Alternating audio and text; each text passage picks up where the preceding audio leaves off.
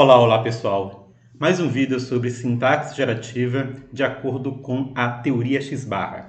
Nesse vídeo nós vamos falar sobre dados de outras línguas para vermos como é que nós conseguimos analisar sentenças com ordens sintáticas diferentes. Em todos os vídeos anteriores nós trabalhamos com dados do português brasileiro. E no nível da sentença, o português brasileiro é tipicamente uma língua com a ordem SVO. Ou seja, uma língua em que a ordem sintática mais natural e mais frequente é sujeito, verbo, objeto. Só que existem outras ordens sintáticas nas línguas. E a ordem sintática que mais acontece nas línguas, aquela que é a mais frequente nas línguas, é a ordem SOV, sujeito, objeto e verbo.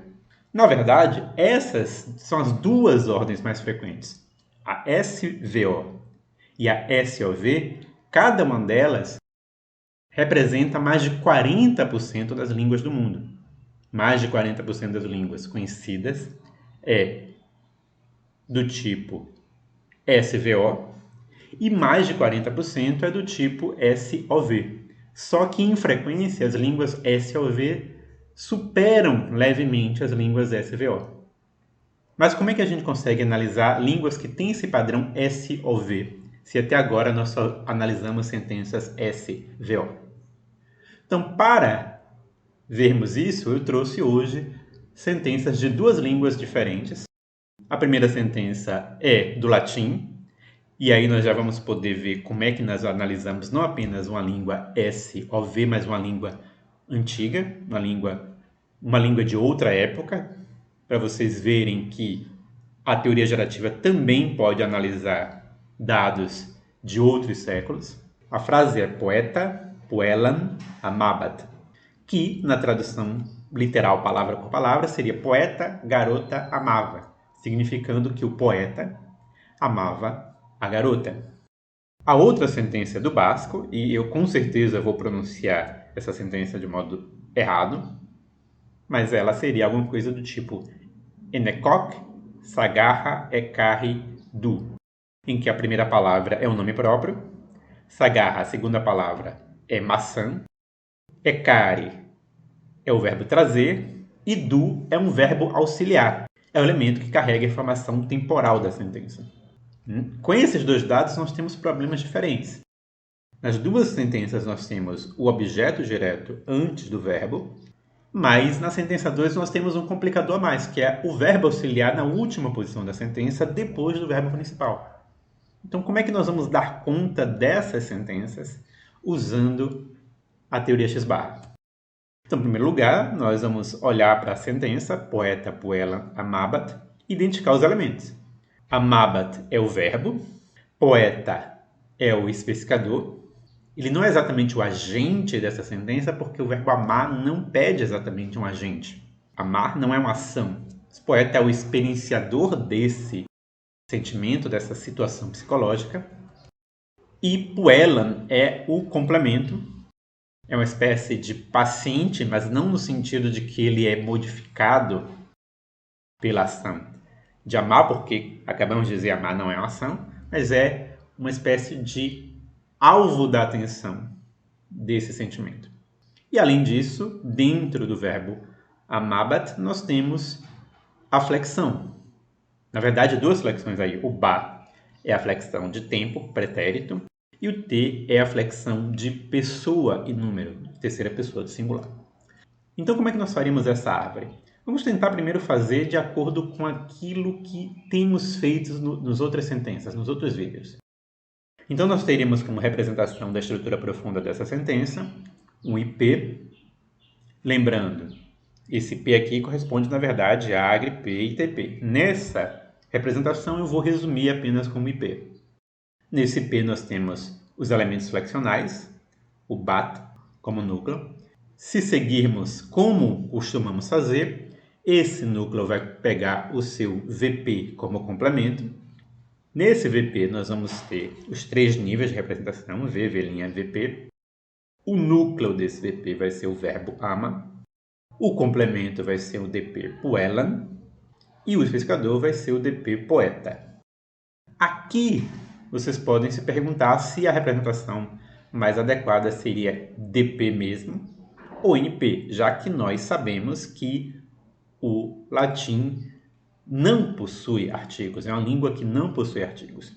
No vídeo sobre DPs, eu comentei sobre essa questão, essa dúvida teórica de como lidar com línguas que não possuem artigo. Uma coisa é lidar com uma língua que possui artigos e representar um sintagma nominal em que o artigo não está realizado.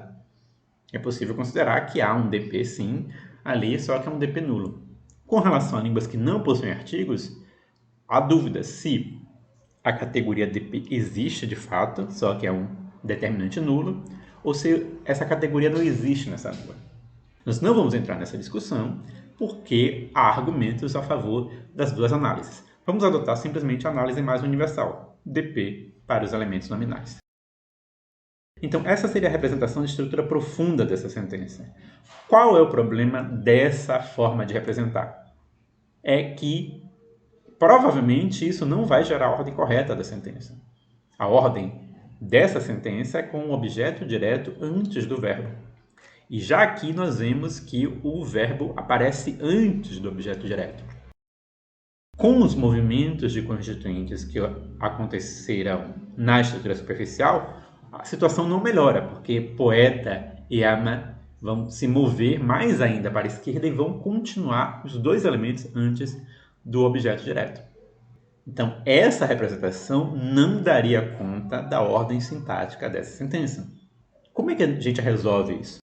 A gente resolve isso voltando lá para o primeiro vídeo de todos dessa série sobre a teoria X-barra, lembrando que a hierarquia dentro do sintagma é um princípio, mas a ordem entre os elementos é um parâmetro, ou seja, é algo que varia de língua para língua.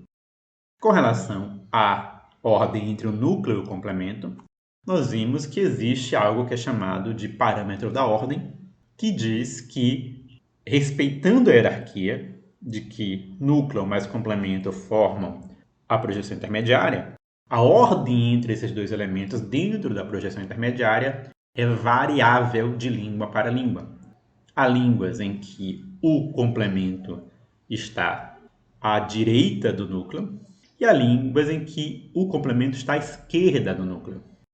Ou, dito de outra forma, há línguas de núcleo inicial e línguas de núcleo final. Para dar conta do latim, nós temos que assumir que vários sintagmas do latim são sintagmas do tipo núcleo final. Então, temos que assumir, por exemplo, que o VP é um sintagma do tipo núcleo final. Portanto, a representação correta desse VP seria como está na tela, em que Puelan, o complemento Puelan, aparece à esquerda do verbo e não à direita. E isso aí já nos dá uma ordenação correta com relação ao final, a como vai ser a forma final da sentença. Só que isso não é suficiente para explicar a ordem sintática dessa sentença, porque na estrutura superficial vão acontecer dois movimentos, duas operações sintáticas, que é o movimento do DP poeta e o movimento do verbo.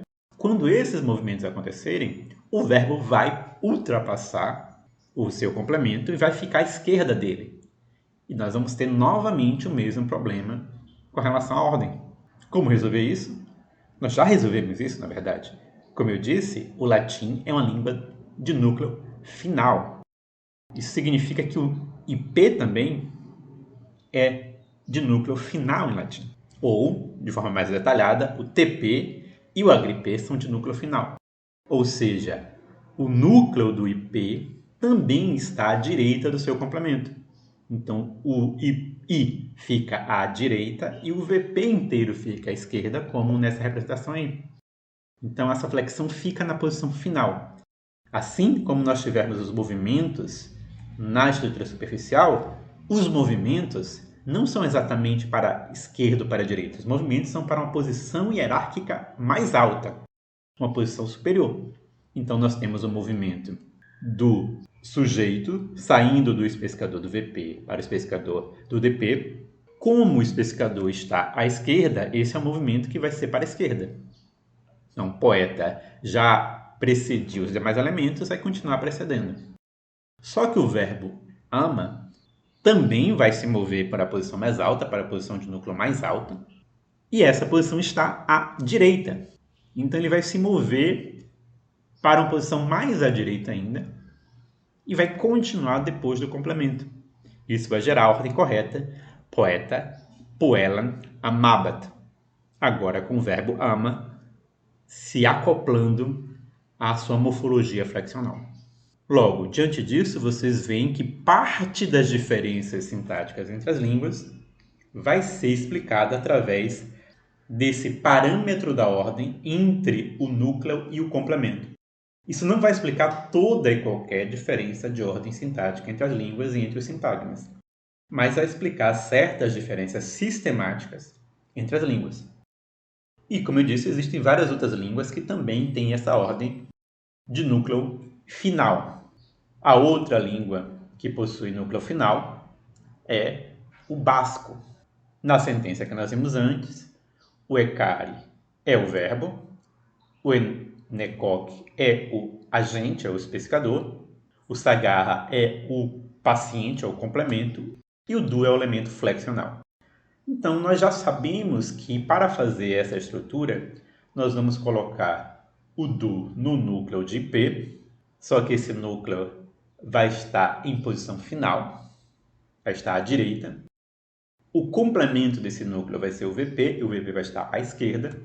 Nesse VP, nós vamos ter como núcleo o verbo, carre, que é o verbo trazer. Novamente, esse VP vai ter um núcleo final, esse núcleo vai estar à direita.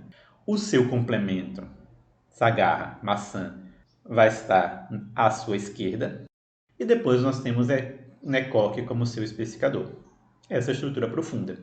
A diferença na derivação dessa sentença é que agora, como do é uma palavra independente, é um verbo, uma partícula independente, autônoma, realizando a informação temporal, não vai disparar o movimento do verbo principal.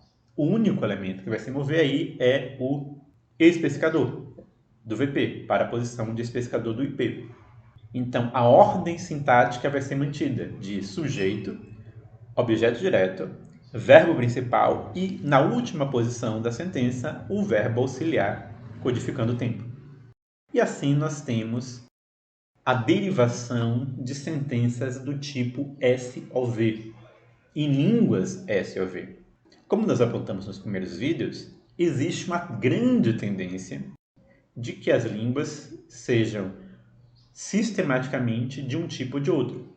De que quando uma língua é do tipo núcleo inicial, todos os sintagmas da língua, ou pelo menos a grande maioria dos sintagmas da língua, com pequenas exceções, seja do tipo núcleo inicial. E quando uma língua é de núcleo final, todos os sintagmas, ou quase todos os sintagmas da língua, sejam do tipo núcleo final. Mas, como eu disse, existem exceções.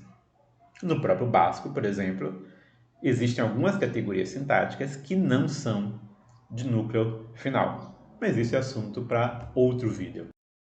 Por hoje ficamos por aqui. Até a próxima. E Deus abençoe vocês.